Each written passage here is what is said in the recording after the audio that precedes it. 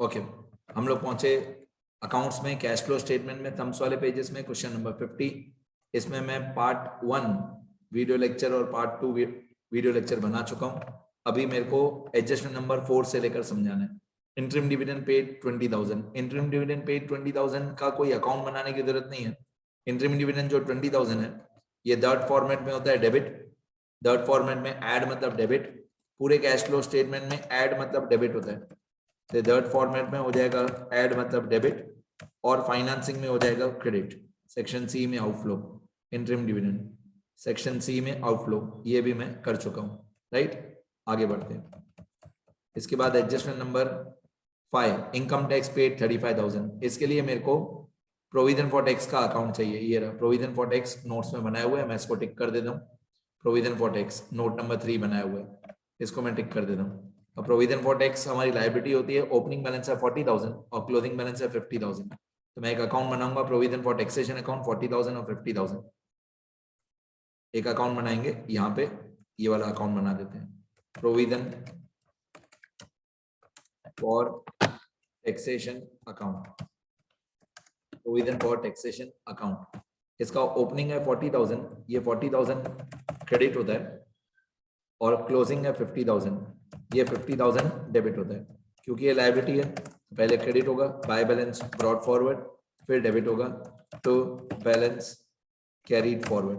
अब इसमें लिखा हुआ है कि हमने 35,000 पे किया। अगर आपको रूल याद हो, जैसे मैं हमेशा बोलता हूँ लास्ट ईयर मतलब प्रीवियस ईयर, लास्ट ईयर का पे करते हैं, लास्ट ईयर का पे करते हैं, तो यहाँ पे हो जाएगा डेबिट 35,000 टू बैंक अकाउंट। यहाँ पे हो जाएगा डेबिट, तो क्रेडिट कहाँ पे होगा? क्रेडिट होगा सेक्शन ए के पार्ट 4 में। यहाँ पे हुआ 35,000 डेबिट, तो क्रेडिट होगा सेक्शन ए के पार्ट 4 में। 35,000 यहाँ पे हुआ डेबिट, तो पीएनएल में होगा क्रेडिट, मतलब section A part 4। Section A के पार्ट 4 में ये पार्ट 1 2 3 4, पार्ट 4 होता है लेस पेमेंट ऑफ टैक्सेस, इसमें हो जाएगा 35,000 क्रेडिट। लेस मतलब क्रेडिट, ये 35,000 में यहाँ पे लेस लिखा हुआ है, तो मैं फिर से ब्रैकेट या माइनस साइन नहीं लगा रहा हूँ, क्योंकि यहाँ पे लेस लिखा हुआ है, तो फिर से माइनस साइन लगाने की जरूरत नहीं। करना है इसको माइनस ही है, पर मैं माइनस साइन नहीं लगा रहा हूँ। तो प्रोविजन फॉर टैक्स में हुआ डेबिट, और पीएनएल में पार्ट 4 में क्रेडिट, लेस मतलब क्रेडिट। अब इसी प्रोविजन फॉर टैक्सेशन अकाउंट का डिफरेंस निकालेंगे। तो प्रोविजन फॉर टैक्सेशन का डेबिट का टोटल है 85,000, प्रोविजन फॉर टैक्सेशन का डेबिट का टोटल इक्वल टू सम 35 और 50, ये हुआ 85,000। अब डेबिट का टोटल 85,000, क्रेडिट का टोटल 40,000, तो ऑब्वियसली डिफरेंस आएगा 45,000। ये जो डिफरेंस है 45,000, इसको हम लिखेंगे by profit and loss account. मतलब इसको बोलते हैं कि इतना हमने प्रोविजन करंट ईयर में बनाया, इसको बोलते हैं मेरी भाषा में करंट ईयर का प्रोविजन बनाते हैं। तो करंट ईयर का प्रोविजन बनाते हैं, तो लास्ट ईयर का 35,000 पे किया, करंट ईयर का 45,000, इतना हमने प्रोविजन बनाया, तो यहाँ पे होगा क्रेडिट, तो पीएनएल में होगा डेबिट। पीएनएल में डेबिट 45,000, पीएनएल में डेबिट 45,000, तो ये थर्ड फॉर्मेट में 45,000 डेबिट हो जाएगा provision for tax current year. Provision for tax current year 45,000, PNL में हो गया ऐड मतलब डेबिट, और सेक्शन ए के पार्ट 1 में यहाँ पे हुआ ऐड, और प्रोविजन फॉर टैक्सेशन में हुआ क्रेडिट। अब हमारी सारी एडजस्टमेंट्स कंप्लीट हो गई, हमारी सारी एडजस्टमेंट्स कंप्लीट हो गई। ठीक है, prepare a cash flow statement for the year ending on 31/3/22 complying with the accounting standard 3 as मतलब अकाउंटिंग स्टैंडर्ड।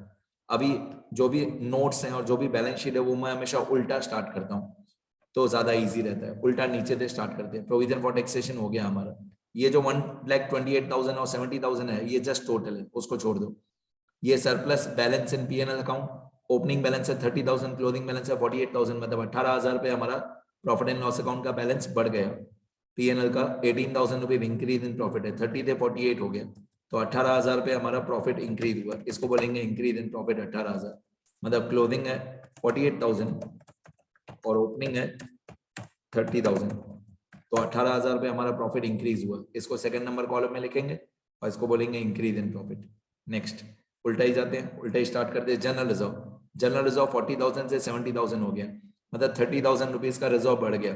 हम 40,000 की एंट्री भी नहीं करते हैं, 70,000 की भी एंट्री नहीं करते हैं, हम एंट्री करते हैं जो डिफरेंस है 30,000, जितना जनरल रिजर्व 30,000 बढ़ गया उसकी एंट्री करते हैं। अब आप देख रहे हैं यहाँ पे प्रेफरेंस शेयर्स कैपिटल है, प्रेफरेंस कैपिटल 1,50,000 से 1 लाख हो गया, मतलब 50,000 प्रेफरेंस कैपिटल कम हो गया। ये सब इंटरकनेक्टेड है ये सारी बातें। चलो पहले जनरल रिजर्व बताता हूँ। 30,000 रुपीज हमने जनरल रिजर्व में डिपॉजिट किए, तो पहले सबसे पहले जनरल रिजर्व से शुरू करते हैं। 40,000 और 70,000, 30,000 रुपीज का रिजर्व बढ़ गया। वैसे मैं अकाउंट बना के भी बता सकता हूँ, पर मैं डायरेक्टली बता रहा हूँ। 30,000 का रिजर्व बढ़ गया, तो क्यों बढ़ गया? क्योंकि हमने 30,000 रुपीज पीएनएल में किया होगा डेबिट और जनरल रिजर्व में किया होगा क्रेडिट। अब मैं आपको एक छोटा सा जनरल रिजर्व का अकाउंट ड्रॉ करके बता दूं, जैसे आपको ये वाले 30,000 के दो इफेक्ट पता चले। ये अकाउंट वर्किंग नोट में ड्रॉ करना जरूरी नहीं है, पर अगर आप ड्रॉ करते हो तो आपको सारी चीजें अच्छे से समझ में आएंगी। सुनना ध्यान से। मैं यहाँ पे एक जनरल रिजर्व का अकाउंट बनाऊंगा, इसको कॉपी पेस्ट कर रहा हूँ। यहाँ पे मैंने एक अकाउंट बना दिया जनरल रिजर्व अकाउंट, इसका मैं नाम रखता हूँ जनरल रिजर्व अकाउंट। अब मैं अंदर की सारी डिटेल मिटा दूंगा, अंदर की सारी अमाउंट्स वगैरह मैं डिलीट कर देता हूँ। ठीक है, जैसे आपको समझ में आए कि क्या किया हुआ है। ठीक है, अब जनरल रिजर्व का ये अकाउंट बना दिया मैंने। जनरल रिजर्व का ओपनिंग और क्लोजिंग देखते हैं क्वेश्चन मेरे पहले, तो आपको 30,000 कैसे आया वो समझ में आएगा। जनरल रिजर्व जो है, आपको जनरल रिजर्व दिया है ओपनिंग 40 और क्लोजिंग 70, 40 और 70।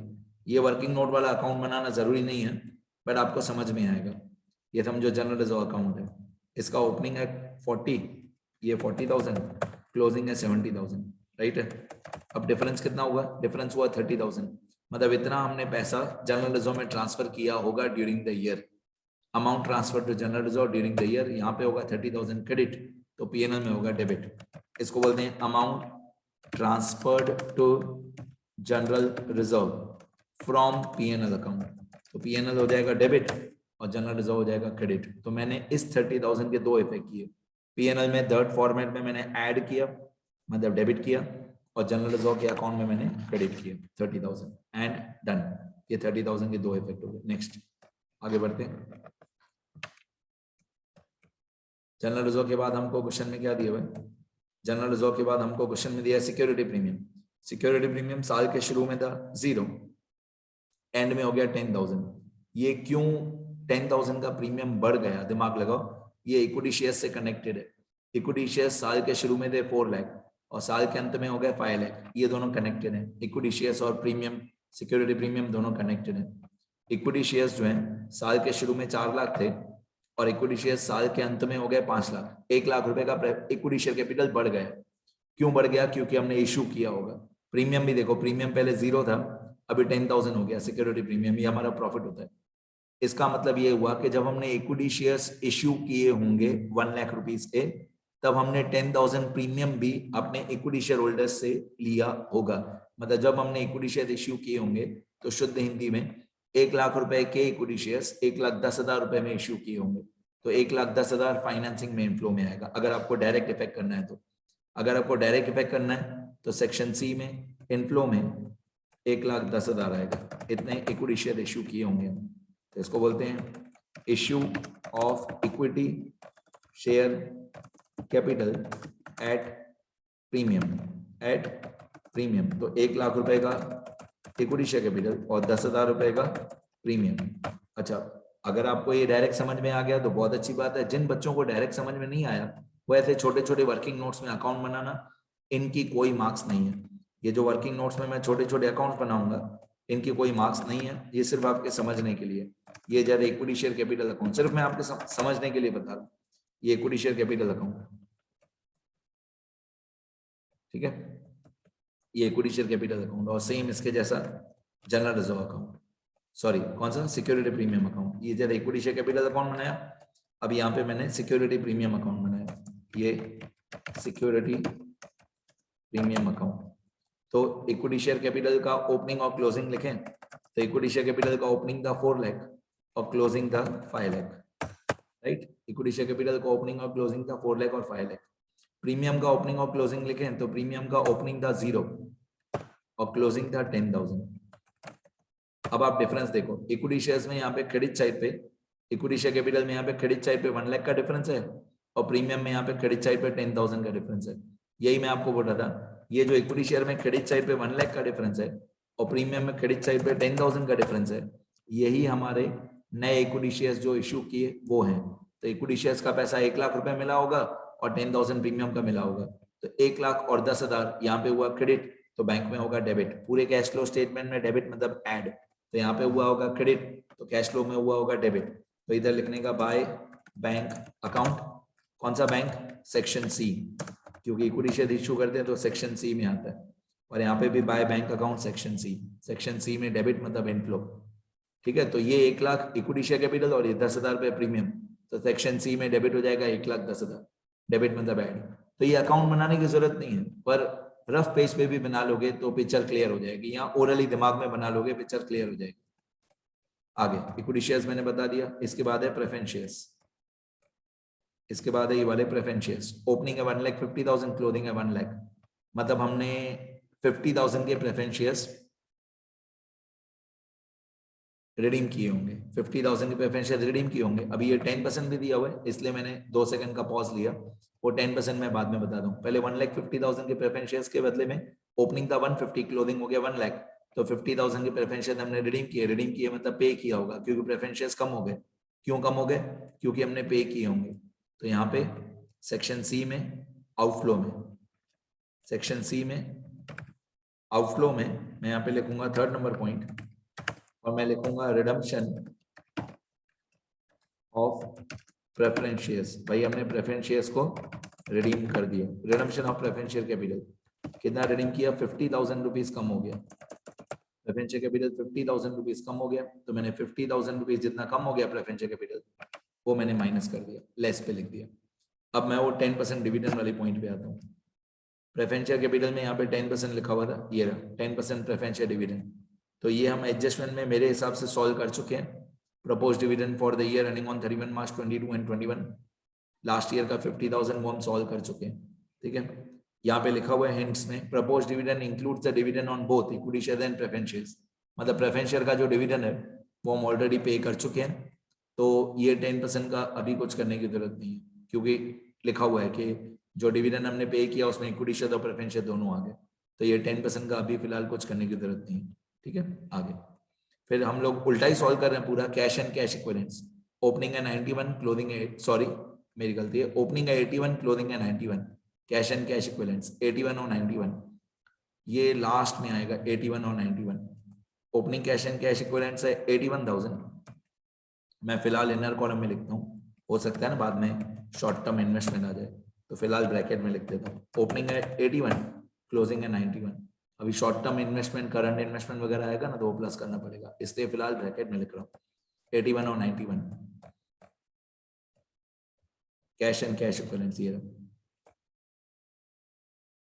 ये 81 ओपनिंग, क्लोजिंग 91। अब ट्रेड रिसीवेबल मतलब डेटर्स, डेटर्स मतलब करंट एसेट, ओपनिंग भी 157 है, क्लोजिंग भी 157 है, मतलब कुछ इंक्रीज भी नहीं हुआ कुछ डिक्रीज भी नहीं हुआ। करंट एसेट में होता है उल्टा रूल, वर्किंग कैपिटल में इंक्रीज हो तो आप डिक्रीज करोगे, डिक्रीज हो तो आप इंक्रीज करोगे, तो ट्रेड रिसीवेबल तो इंक्रीज डिक्रीज जीरो है, इसको छोड़ दो। फिर इन्वेंट्री, इन्वेंट्री साल के शुरू में था 1 लाख, अंत में हो गया 1,82,000, तो 82,000 बढ़ गया। करंट एसेट्स में उल्टा रूल, 82,000 इन्वेंट्री बढ़ गया तो हम कम करेंगे, ये ओपनिंग है 1 लाख, ये 182 क्लोजिंग है, तो 82,000 इन्वेंट्री बढ़ गया तो हम कम करेंगे 82,000, ये वर्किंग कैपिटल में लेस पे आएगा, यहाँ पे 82,000 इन्वेंट्री बढ़ गया तो हम इसको लेस कर देंगे, इन्वेंट्री बढ़ गया। अब खाली इन्वेंट्री लिखोगे तो भी चलेगा और डिटेल में लिखोगे इंक्रीज इन इन्वेंट्री तो भी चलेगा, खाली इन्वेंट्री भी चलेगा। तो 82,000 इन्वेंट्री हो गया, ऐड बढ़ गया तो हम कर देंगे लेस वर्किंग कैपिटल में, मतलब सेक्शन ए का पार्ट 3, ये करंट एसेट होता है। इसके बाद इन्वेंट्री के बाद हमको क्वेश्चन में क्या दिया हुआ है, इन्वेंट्री के बाद हमको क्वेश्चन में दिया हुआ है करंट इन्वेस्टमेंट, ये देखो आ गया ना करंट इन्वेस्टमेंट, ओपनिंग 15, क्लोजिंग 10, 15,000 और 10,000, करंट इन्वेस्टमेंट 15 और 10, ये लास्ट में आता है 15 और 10, ये ओपनिंग में 15 और क्लोजिंग में 10, तो opening cash and cash equivalents में 15,000, क्लोजिंग में 10,000 ऐड कर दिया, बैलेंसिंग बाद में करूंगा। कैश एंड कैश इक्विवेलेंट्स हो गया। इसके बाद पूरा उल्टा स्टार्ट कर रहे हैं हम लोग। Intangible assets, goodwill, goodwill opening है 1,15,000, क्लोजिंग है 90,000, 1,15,000, 90,000, तो 25,000 रुपीज गुडविल कम हो गया। अगर 25,000 गुडविल कम हो गया तो क्यों कम हो गया? 25,000 गुडविल कम हो गया, क्यों कम हो गया? क्योंकि हमने गुडविल को राइट ऑफ किया होगा। राइट ऑफ किया होगा तो पीएनएल में डेबिट होगा, एड एक्सपेंसेस में गुडविल कम हो गया। मैंने बताया गुडविल के रूल्स। इंटेंजिबल एसेट्स और फिक्टिशियस एसेट्स कम हो जाए तो राइट ऑफ किया होगा, बढ़ जाए तो पे किया होगा। कम हो जाए तो राइट ऑफ किया होगा, मतलब पीएनएल में डेबिट एड एक्सपेंसेस। बढ़ जाए तो पे किया होगा, मतलब सेक्शन बी में आउटफ्लो, फाइनेंसिंग में आउटफ्लो। बढ़ जाए तो पे किया होगा। यहाँ पे क्या हुआ? यहाँ पे कम हो गया। ओपनिंग है 1,15,000, क्लोजिंग है 90,000, तो 25,000 गुडविल कम हो गया। कम हो गया मतलब हमने राइट ऑफ किया होगा। तो सेक्शन ए के पार्ट 2 में 25,000 goodwill return of, goodwill return of 25,000। Section A के पार्ट 2 में एड एक्सपेंसेस में गुडविल रिटर्न ऑफ 25,000। इसके बाद हम लोग कहाँ पहुंचे? इसके बाद गुडविल वगैरह हो गया। ये प्लांट प्रॉपर्टी इक्विपमेंट, इसका हमने वर्किंग नोट्स में अकाउंट बनाया है। जिसका वर्किंग नोट में अकाउंट बनाया है उसको वर्किंग नोट में टैली करेंगे, अभी इसको छोड़ दो। इसके बाद short term provisions, short term provision में नोट नंबर 3 लिखा हुआ है, मतलब ये हमारा नोट्स में से सॉल्व हो गया होगा, इसलिए मैं उल्टा स्टार्ट कर रहा हूँ। जिसमें नोट नंबर लिखा हुआ है वो सॉल्व हो गया है। ट्रेड पेएबल 88 और 122 डिफरेंस निकालें। 122 माइनस 88 ये होता है 34,000। कितना होता है? 34,000। तो ट्रेड पेएबल 34,000 रुपीज बढ़ गया। ट्रेड पेएबल मतलब क्रेडिटर्स, क्रेडिटर्स मतलब करंट लायबिलिटी। करंट लायबिलिटी में होता है सीधा रूल, बढ़ जाए तो बढ़ाओ। करंट लायबिलिटी बढ़ गई तो हम भी बढ़ाएंगे। 34,000 बढ़ गई तो बढ़ाओ, करंट लायबिलिटीज को बढ़ाओ, ऐड 34,000, मतलब वर्किंग कैपिटल में ऐड पे 34,000। Increase in trade payables, creditors 34,000 बढ़ गया तो मैंने भी बढ़ा दिया। करंट लायबिलिटी में सीधा रूल होता है, बढ़ जाए तो बढ़ाओ। इसके बाद है, कहाँ पहुंचे थे? ट्रेड पेएबल हो गया। इसके बाद है रिजर्व्स, इसमें नोट नंबर लिखा हुआ है, मतलब हमने नोट्स में से सॉल्व कर लिए। शेयर कैपिटल में नोट नंबर लिखा हुआ है, मतलब हमने नोट्स में से सॉल्व कर लिए। अभी बैलेंसिंग करते हैं, उल्टा, पूरा उल्टा स्टार्ट करेंगे। पहले वर्किंग नोट्स को टैली करते हैं, पूरा उल्टा ही स्टार्ट करना है। वर्किंग नोट्स में सबसे नीचे है सिक्योरिटी प्रीमियम, ये टैली हो गया 10,000। इक्विटी शेयर कैपिटल टैली हो गया 5 लाख। जनरल रिजर्व टैली हो गया 70,000। प्रोविजन फॉर टैक्सेशन टैली हो गया 85,000। प्लांट प्रॉपर्टी में डिफरेंस है, तो प्लांट प्रॉपर्टी में जो डिफरेंस है वो निकालते हैं, कितना डिफरेंस आएगा। तो प्लांट में क्रेडिट का टोटल आ रहा है मेरे हिसाब से 4,10,000। प्लांट में क्रेडिट साइड का टोटल आ रहा है 4,10,000। डेबिट का टोटल आ रहा है 2,80,000। तो ये जो डिफरेंस है डेबिट साइड पे वो क्या है? क्यों प्लांट प्रॉपर्टी में डेबिट साइड पे डिफरेंस है? डेबिट में डिफरेंस है मतलब हमने प्लांट प्रॉपर्टी खरीदा होगा। तो क्रेडिट का टोटल है 4,10,000 माइनस डेबिट का टोटल है 2,80,000। 4,10,000 minus 2,80,000 this is equal to 1,30,000। क्यों डेबिट साइड पे डिफरेंस है? इतना हमने प्लांट परचेज किया होगा, इतना प्लांट एंड इक्विपमेंट हमने परचेज किया होगा। अगर प्लांट एंड इक्विपमेंट परचेज करेंगे तो यहाँ पे होगा डेबिट, तो सेक्शन बी में होगा क्रेडिट। इन्वेस्टिंग एक्टिविटी में क्रेडिट 1,30,000, यहाँ पे होगा डेबिट, तो सेक्शन बी में क्रेडिट 1,30,000। तो मैं सेक्शन बी में जाऊंगा, ये सेक्शन बी में क्रेडिट मतलब पैसे गए 1,30,000। ये हमारा परचेज हुआ, purchase of plant property and equipment, क्योंकि डेबिट साइड पे डिफरेंस है ना बेटा। परचेज ऑफ, अगर आप ये बैलेंसिंग नहीं करोगे, ये वाली वर्किंग नोट्स वाली, purchase of plant property and equipments, अगर आप वर्किंग नोट्स को टैली नहीं करोगे तो आपका ये 1,30,000 आएगा ही नहीं और पूरा कैश फ्लो स्टेटमेंट गलत हो जाएगा। तो पहले तो वर्किंग नोट्स को ही टैली करने, वर्किंग नोट सारे टैली हो गए वो चेक करने का, सारे वर्किंग नोट टैली हो गए। अब कैश फ्लो स्टेटमेंट को टैली करने का, तो कैश फ्लो स्टेटमेंट में पहले ऐड में आ जाते हैं। सेक्शन ए के पार्ट 1 में 18,000। अब ये थर्ड फॉर्मेट में ऐड में 4 अमाउंट है, इक्वल टू सम ऑफ 50, 20, 30 और 45, ऑब्वियसली 1,45,000। तो इधर आ जाएगा हमारा net profit before tax and extraordinary items. तो ये 18,000 प्लस 1,45,000, ये होता है 1,63,000 net profit before tax and extraordinary items. अब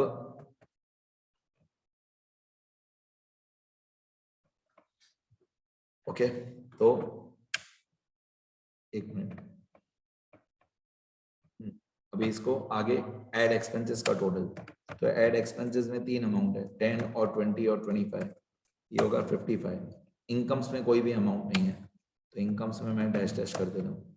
अब यहाँ पे आएगा cash flow from operating activities before changes in working capital, इसमें ये वाला 1,63,000 प्लस 55,000 माइनस 0, तो 1,63,000 प्लस 55,000 ये होता है 210, 218 माइनस 0, 218। सबसे पहले ये 18,000 इंक्रीज इन प्रॉफिट, फिर थर्ड फॉर्मेट में जो 4 अमाउंट ऐड थी 145, तो 18 और 145 163 होता है, 163 में ये 55 प्लस किया तो 218 आया। अब वर्किंग कैपिटल में ऐड में एक ही अमाउंट है 34,000, ऐड में एक ही अमाउंट है जो ट्रेड पेबल वाला था 34,000, ठीक है, और लेस में एक ही अमाउंट है 82,000, लेस में एक ही अमाउंट है 82,000। अब पार्ट 4 में 35,000 ये माइनस होता है। अब देखना मैं क्या क्या प्लस माइनस करता हूँ। सबसे पहले ये वाला cash flow from operating activities before changes in working capital 2,18,000 plus ये वाला 34,000 माइनस ये वाला 82,000 और माइनस पेमेंट ऑफ टैक्सेस 35,000, तो 218 प्लस 34 प्लस, फिर से बोलता हूँ 218 प्लस 34 माइनस 82 माइनस 35, तो 1,35,000 आता है। आगे ये स्मॉल ए का जो आंसर है इसको थर्ड कॉलम में लिखने का, स्मॉल ए 1,35,000। अब स्मॉल बी में ऐड में एक ही अमाउंट है 10,000, ऐड में एक ही अमाउंट है 10,000, लेस में भी एक ही अमाउंट है 130, तो ऑब्वियसली हमारा आंसर माइनस में आएगा। ऐड में है 10,000, माइनस में है 130, तो अगर 10,000 प्लस वाला और माइनस वाला 130 करेंगे तो आंसर माइनस में आएगा, आंसर माइनस में आएगा 1,20,000 माइनस। आप इसको ब्रैकेट लगा दोगे, 1,20,000 ब्रैकेट मतलब नेगेटिव, ब्रैकेट मतलब नेगेटिव, तो 10,000 प्लस में है माइनस में 130, तो आंसर आएगा माइनस 1,20,000। बाकी बचा स्मॉल सी में प्लस में है 1,10,000, ये प्लस वाले का टोटल एक ही अमाउंट है 1,10,000 और माइनस में 3 अमाउंट है, स्मॉल सी में माइनस में 3 अमाउंट है, तो 50 और 20 और 50 ये आएगा 1,20,000, तो इसका आंसर भी माइनस में आ रहा है, 1,20,000 ये माइनस में आ रहा है, तो माइनस वाला बड़ा है, तो प्लस में है 110 माइनस में है 120, तो आंसर आएगा माइनस 10,000, माइनस मतलब bracket,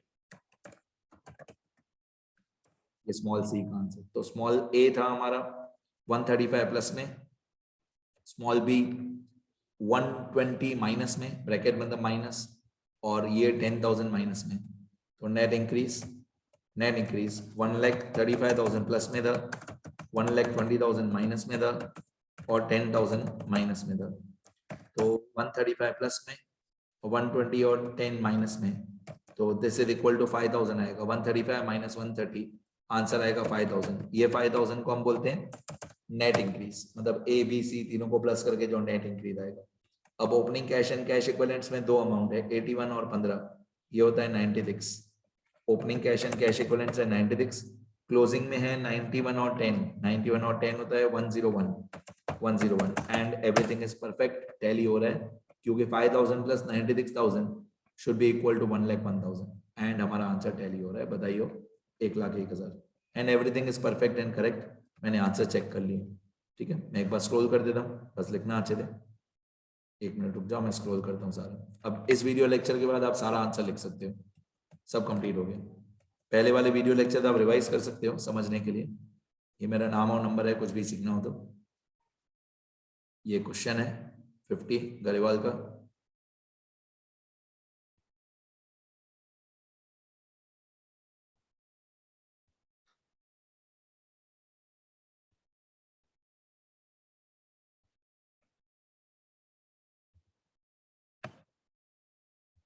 section A part 1 part 2 part 3 part 4, फिर section B, section C, inner degree, फिर ओपनिंग क्लोथिंग, फिर ये सारे वर्किंग नोट्स।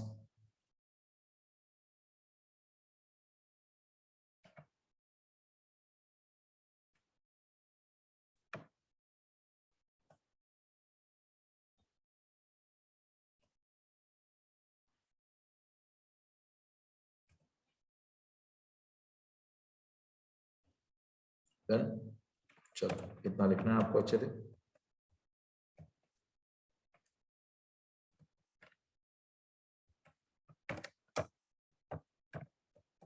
लिखते रहो, लिखते रहो बेटा, कर लो।